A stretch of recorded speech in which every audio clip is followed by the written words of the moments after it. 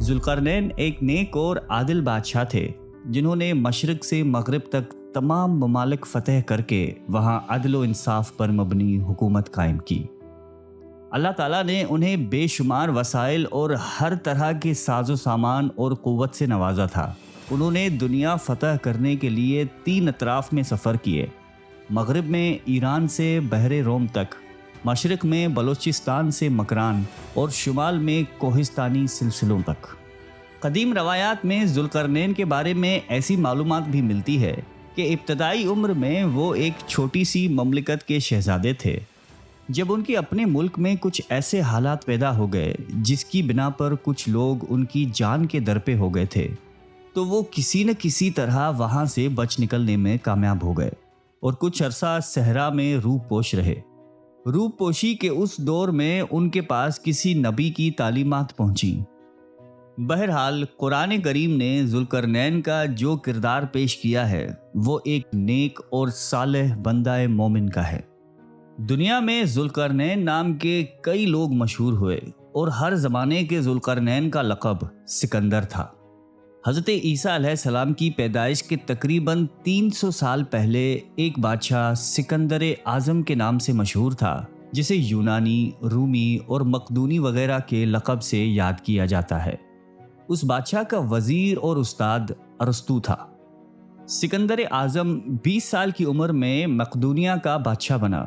23 سال کی عمر میں مقدونیہ سے نکلا اور پورے یونان کو فتح کرتا ہوا ترکیہ میں داخل ہوا، پھر ایران میں دارا کو شکست دے کر شام پہنچا، وہاں سے یروشلم اور بابل کو رونتا ہوا مصر جا پہنچا۔ اس کے بعد اس نے سونے کی چڑیا ہندوستان کا رخ کیا اور پورس سے جنگ کی۔ واپسی پر مکران ہوتا ہوا اپنے وطن مقدونیہ کی جانب روانہ ہوا، لیکن راستے میں اسے ملک الموت نے آ دبوچا۔ یوں وہ صرف 33 سال کی عمر پا کر بخت نصر کے محل میں انتقال کر گئے۔ سکندر اعظم نے 10 برس گھوڑے کی پیٹھ پر گزارے اور 17 لاکھ مربع میل کا علاقہ فتح کیا۔ سکندر کے نام سے دنیا میں معروف ہونے والا آخری شخص یہی تھا، کیونکہ اس کی شجاعت اور بہادری کے قصے پوری دنیا میں مشہور تھے۔ چنانچہ بعض مفسرین نے اسے بھی ذوالقرنین کہنا شروع کر دیا تھا، جبکہ یہ شخص آتش پرست اور مشرک تھا۔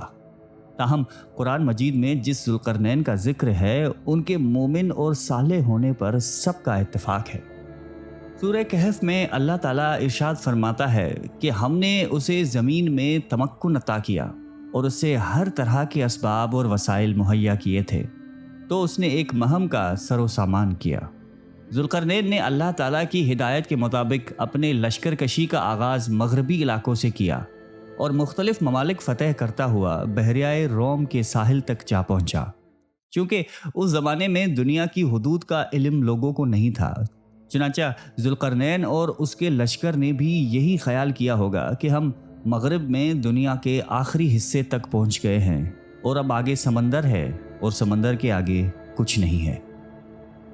ساحل پر انہیں سورج غروب ہوتا ہوا نظر آیا تو اس جگہ کو مغرب الشمس یعنی سورج کے غروب ہونے والی جگہ سمجھی کہ وہ سورج ڈوبنے کی جگہ پہنچ گیا اور اسے دلدل کے چشمے میں ڈوبتا ہوا پایا۔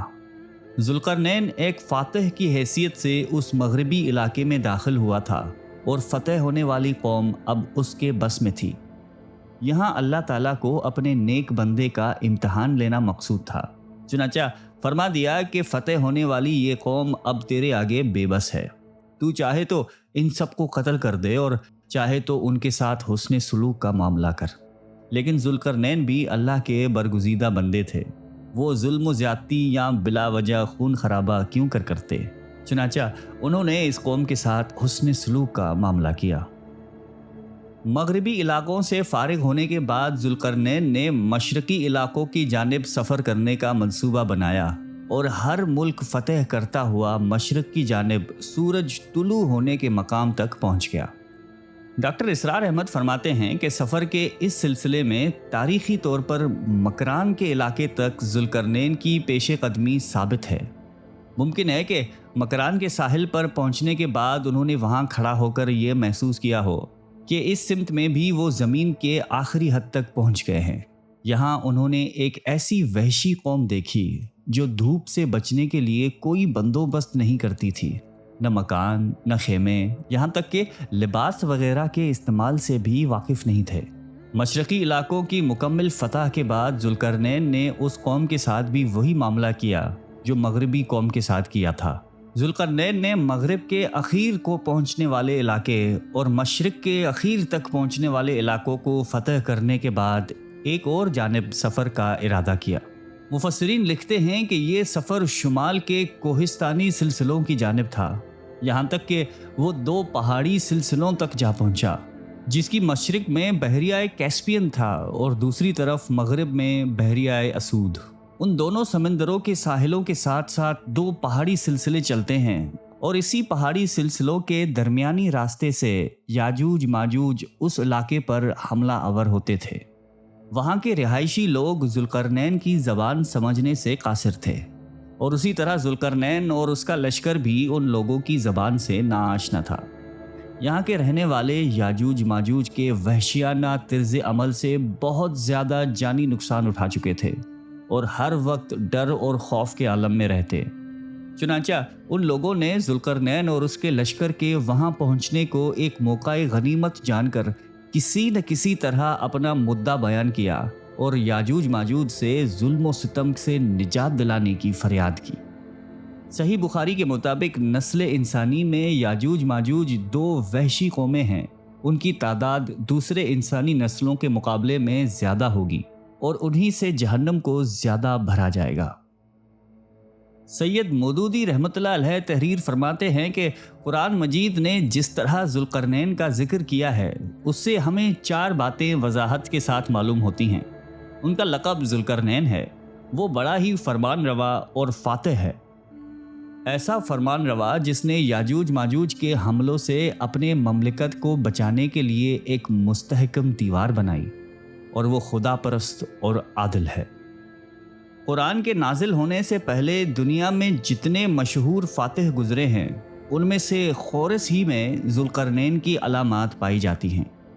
तारीख़ी बयान के लिए सिर्फ इतना ज़िक्र काफ़ी है कि खोरस एक ईरानी फरमान रवा था जिसका उरूज 549 BC के करीब के ज़माने में हुआ था, जिसका ज़िक्र हम फिर कभी किसी और वीडियो में करेंगे इंशाअल्लाह। हज़रत अली रज़ी अल्लाह ताला अन्हु ने फरमाया कि वो ना नबी थे और ना ही फरिश्ते, बल्कि अल्लाह से मोहब्बत करने वाले बंदे थे। अल्लाह ने उन्हें महबूब बनाया। जुल्करनैन ने किताबों में देखा कि औलाद साम में से एक शख्स चश्मा हयात से पानी पिएगा और उसे मौत नहीं आएगी। ये देखकर वो चश्मा हयात की तलब में मगरिब व मशरिक की तरफ रवाना हो गए। आपके साथ हज़रत खिज़र भी थे। वो तो चश्मा हयात तक पहुंच भी गए और उन्होंने पी भी लिया, मगर जुल्करनैन के मुक़द्दर में न था, उन्होंने नहीं पिया। जुल्करनैन के नाम व नस्ब और ज़माने वगैरह से मुतल्लिक़ ये तमाम रिवायात उन कदीमी तारीख़ी रिवायात का मजमुआ है जिन्हें यहूदियों ने अपनी मर्ज़ी व मंशा के मुताबिक तब्दील करके तहरीर किया है। यहूदी जुल्करनैन को अपना निजात देने वाला समझते हैं। उनके नज़दीक जुल्करनैन वो अजीम बादशाह है जिसने बनी इसराइल को 539 BC में बाबल के जाबर हुकूमत के जबरो कहर से निजात दिलाई और यरूशलेम को आज़ाद करवाया। अगर जुल्करनैन का हस्ब नस्ब नाम ज़माना जानना उम्मत के लिए ज़रूरी होता तो अल्लाह ताला हमें ज़रूर बता देते, लेकिन अल्लाह ताला ने सूरह कहफ के शुरू में ही फरमा दिया है कि ख्वामखा गैर ज़रूरी बातों की खोज लगाने से परहेज़ करो और उस पर बहस मुबाहिसा भी ना करो। ये सब गैर ज़रूरी बातें हैं, यानी जो बातें अल्लाह और उसके नबी सल्लल्लाहु अलैहि वसल्लम ने मुबहम रखी हैं उन्हें मुबहम ही रहना चाहिए।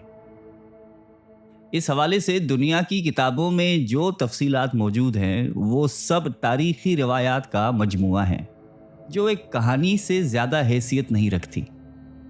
अल्लाह ताला मुझे और आपको क़ल्ब सलीम अता फ़रमाए और कुरान और हदीस पे चलने की तौफ़ीक़ अता फ़रमाए। आमीन।